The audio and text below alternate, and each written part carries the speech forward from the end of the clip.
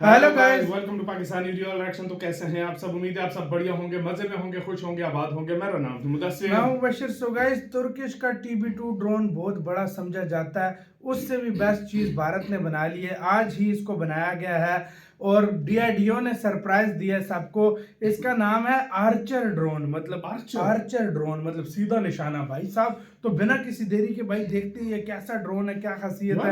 और DRDO India कर क्या रहा है यार? नए साल में खुशखबरी में खुशखबरी आ रही है, ऐसे ऐसे वेपन आ रहे हैं, क्या बोले। काउंटडाउन करते हैं, 3 2 1 एंड स्टार्ट। दोस्तों, डिफेंस के क्षेत्र में भारत ने एक और बड़ी कामयाबी को प्राप्त कर लिया है। भारत का पहला स्वदेशी ड्रोन अब बनकर तैयार हो गया है। भारत के आर्चर ड्रोन ने हाल ही में हाई स्पीड टैक्सी ट्रायल को सफलतापूर्वक पूरा किया है। यह इसके पहले उड़ान परीक्षण की ओर एक बड़ा कदम है। पिछले 4-5 महीनों में भारत ने डिफेंस के क्षेत्र में कई बड़ी उपलब्धियों को प्राप्त किया है और उसी में से यह एक और बड़ी कामयाबी है। इससे पहले भारत ने हाइपरसोनिक मिसाइल का परीक्षण करना हो, MIRV युक्त अग्नि 5 का टेस्ट हो, या फिर कल जैसा कि मैंने आपको खबर दी थी कि 130 kilo Newton engine facility Bharat के अंदर बनकर तैयार होना हो, जो कि अक्टूबर से ऑपरेशनल हो जाएगी। और भारत को अपने इंजन की टेस्टिंग के लिए दूसरे देशों से निर्भरता पूरी तरह से इस साल से खत्म हो जाएगी। और इसी बीच अब भारत का पहला स्वदेशी ड्रोन भी बनकर तैयार हो गया। आपको बता दें कि हाई स्पीड टैक्सी ट्रायल के बाद अब इसका परीक्षण होना है। डिफेंस एक्सपर्ट अनंथा कृष्णन के अनुसार आर्चर NG की पहली उड़ान बेंगलुरु एयर शो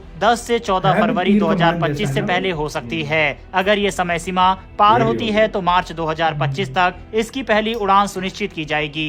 यानी कि हाई स्पीड टैक्सी ट्रायल के बाद पहली उड़ान हमें मैक्स टू मैक्स मार्च तक देखने को मिल जाएगी। चलिए समझते हैं कि इस ड्रोन की क्या खासियत है और ये क्यों भारत के लिए एक गेम चेंजिंग हथियार न सिर्फ हमारी सेना के लिए बल्कि भारत के मित्र देशों को एक्सपोर्ट करने के लिए भी हो सकता है। दरअसल आर्चर NG एक medium altitude long endurance drone है जिसे DRDO के एरोनॉटिकल डेवलपमेंट एस्टेब्लिशमेंट ने विकसित किया है। यह UAV 30,000 फीट की ऊंचाई पर उड़ान भर सकता है और 400 किलोग्राम तक का पेलोड ले जा सकता है। यानी कि ये ड्रोन न सिर्फ निगरानी कर सकता है बल्कि दुश्मन देश की टेरिटरी में घुसकर वहां पर बॉम्बिंग और प्रिसीजन स्ट्राइक भी कर सकता है। ये drone intelligence, surveillance, target acquisition, tracking और रिकॉनेसेंस जैसे कई मिशनों में इस्तेमाल हो सकता है। आर्चर NG में स्मार्ट एंटी एयरफील्ड वेपन्स यानी सॉ, एंटी टैंक गाइडेड मिसाइल यानी ATGMs और लेजर गाइडेड रॉकेट जैसे आधुनिक हथियार लगाने की क्षमता है।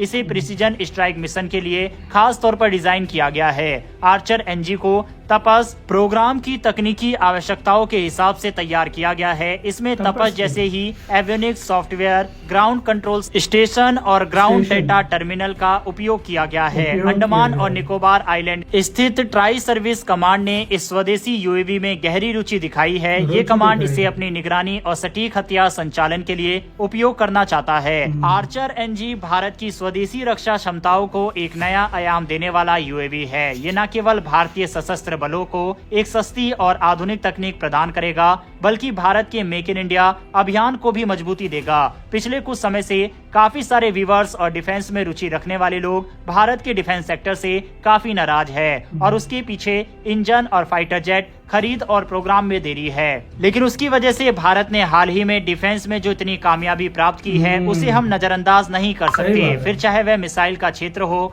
हाइपरसोनिक मिसाइल का अचानक परीक्षण करके सभी को सरप्राइज करना हो, या फिर आर्चर का टैक्सी ट्रायल कर अब मार्च में इसके परीक्षण करने की बात हो। जहां भारत पीछे चल रहा है वहां पर क्रिटिसाइज करना चाहिए, लेकिन जहां भारत सफलता प्राप्त कर रहा है वहां भारत के वैज्ञानिकों को प्रोत्साहित भी हमें करना चाहिए। भारत के इन वैज्ञानिकों के लिए कमेंट बॉक्स में एक जय हिंद जरूर लिखिएगा। बहरहाल बढ़ते हैं हमारी दूसरी खबर की तरफ। ये खबर भारत के एरियल क्षमता को लेकर है। भारत भले ही मिसाइल के क्षेत्र में काफी आगे हो और काफी नई नई मिसाइल को अपनी सेना में शामिल कर रहा हो, लेकिन एयर टू एयर मिसाइल में अभी भी भारत पीछे है। हालांकि भारत ही नहीं, दुनिया के बहुत चुनिंदा ही ऐसे देश हैं जिनके पास एयर टू एयर मिसाइल खुद की है। भारत की बात करें तो भारत के पास अस्त्र सीरीज की मिसाइल है, लेकिन भारत अभी भी अपनी वायुसेना के लिए मीटियोर जैसी फ्रांस की मिसाइल को अपनी सेना में शामिल करता आया है, लेकिन अब इस परंपरा को भारतीय वायुसेना तोड़ने जा रही है। दरअसल अस्त्र मार्क 2 को भारतीय वायुसेना ने अपनी ताकत बढ़ाने के लिए शामिल करना शुरू कर दिया है। अस्त्र मार्क 2 एक beyond visual range air to air missile है जो अस्त्र मार्क 1 का उन्नत वर्जन है। पहले ही अस्त्र मार्क 1 को भारतीय वायुसेना के सुखोई 30 MKI और LCA तेजस जैसे फाइटर जेट्स में शामिल किया जा चुका है। अस्त्र मार्क 2 मार्क 1 से ज्यादा लंबी रेंज वाली है। इसकी 160 किलोमीटर की रेंज इसे दुश्मन एयरक्राफ्ट तक पहुंचने और उन्हें नष्ट करने में ज्यादा कारगर बनाती है। यह मिसाइल दुश्मन के एयरक्राफ्ट को भागने का कम मौका देती है, जिससे भारतीय वायुसेना को हवाई युद्ध में बढ़त मिलती है। अस्त्र मार्क 2 में भारत में बना एक अत्याधुनिक सीकर लगाया गया है जो इसे इलेक्ट्रॉनिक वारफेयर जैसी जटिल परिस्थितियों में भी सटीक बनाता है। हालांकि अभी तक ये साफ नहीं है कि कितनी मिसाइल खरीदी जा रही है, लेकिन ये कदम भारतीय वायुसेना की आधुनिक तकनीक को अपनाने की प्रतिबद्धता को दर्शाता है। अस्त्र मार्क 2 के भारतीय वायुसेना में शामिल होने के बाद फ्रांस की जो मीटियोर मिसाइल है उससे भारत की निर्भरता अब खत्म हो जाएगी। बहरहाल दोस्तों, इस वीडियो में इतना ही। डिफेंस से जुड़ी वीडियो देखना अगर आपको पसंद है तो नीचे दिए यार वीडियो खत्म। तो भाई साहब एक तो TB2 बना दिया है और ऊपर से फिर ये चीज बनाई है। यार मैं आपको सीरियसली बोल रहा हूँ, भारत वाकई जिधर तारीफ बनती है उधर वाकई तारीफ करनी चाहिए और दबा के करनी चाहिए। भाई किसी को कानो कान खबर नहीं होती।